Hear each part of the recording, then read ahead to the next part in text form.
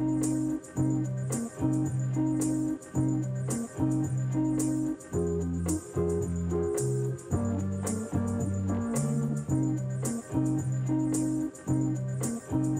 tenu de mon âge, mes cheveux blancs, mes rides et peut-être d'autres raisons, je n'ai pas été sollicitée pour aller sur le terrain aigu, mais pour m'occuper aussi des autres. Et donc, comme on a travaillé dans un groupement hospitalier territorial, on a pu tout de suite utiliser ce groupement hospitalier pour définir un centre hospitalier Covid aigu, un centre hospitalier Covid intermédiaire qui pouvait recevoir des patients Covid plus ou moins, et un centre hospitalier Covid moins. Et ainsi, pouvoir au mieux soigner, si possible, la population, même si elle restait trop enfermée chez elle, puisqu'elle était confinée et un peu terrorisée à rester chez elle. Chaque maillon compte.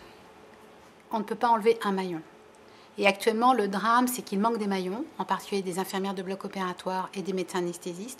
Et lorsque maintenant, on est tellement à flux tendu, un maillon manque, un bloc opératoire entier ne peut plus fonctionner sur une journée. Et quand on sait qu'une minute de bloc opératoire, c'est pas moins de 30 €, vous voyez très bien comment on peut pas s'en sortir économiquement si on n'a pas tout le monde qui travaille, et donc il faut du personnel. On a trop diminué la masse salariale, et donc maintenant on est en manque, mais on est même en chômage technique parfois, ce qui est aberrant et qu'on n'a jamais connu. Donc on risque d'avoir des problèmes, non? On les a, les problèmes.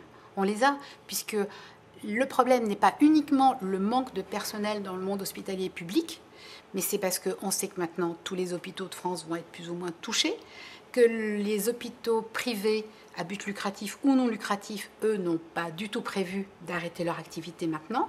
Donc on va faire porter uniquement par les hôpitaux généraux et universitaires la prise en charge des patients Covid. Et on n'a pas, non seulement on est en sous-effectif depuis avant la crise, mais on n'a pas l'effectif formé. Et seuls les effectifs formés sont prêts à aller en réanimation et seront utiles et efficients. Donc il n'y a pas seulement un nombre, il y a une formation qu'il faut apporter.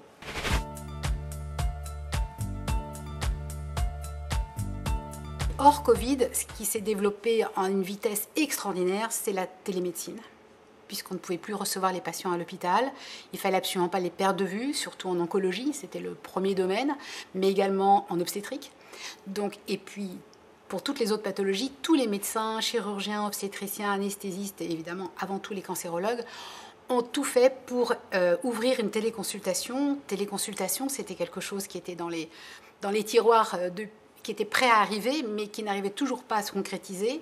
Et là, il y a eu un miracle. En 15 jours, les ordinateurs, des webcams, des micros, on n'a jamais su d'où ils sortaient. En chirurgie, pour ma part, j'ai organisé maintenant une téléconsultation systématique chez le patient qui rentre à domicile, parce que depuis qu'on fait de la chirurgie de plus en plus ambulatoire ou de très courts séjours, le patient revient très vite chez lui, et on s'est tous rendu compte que la problématique à la maison, c'est entre le 3e et le 5e jour après une intervention.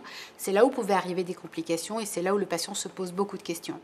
Et donc cette téléconsultation maintenant préorganisée, elle est attendue par le patient, elle est préparée par le patient, elle est organisée pour le chirurgien, et je me rends compte que depuis que j'ai mis ça en place, ça a énormément apaisé la prise en charge, ça l'a améliorée parce qu'on a toujours quelque chose à corriger à cette période-là.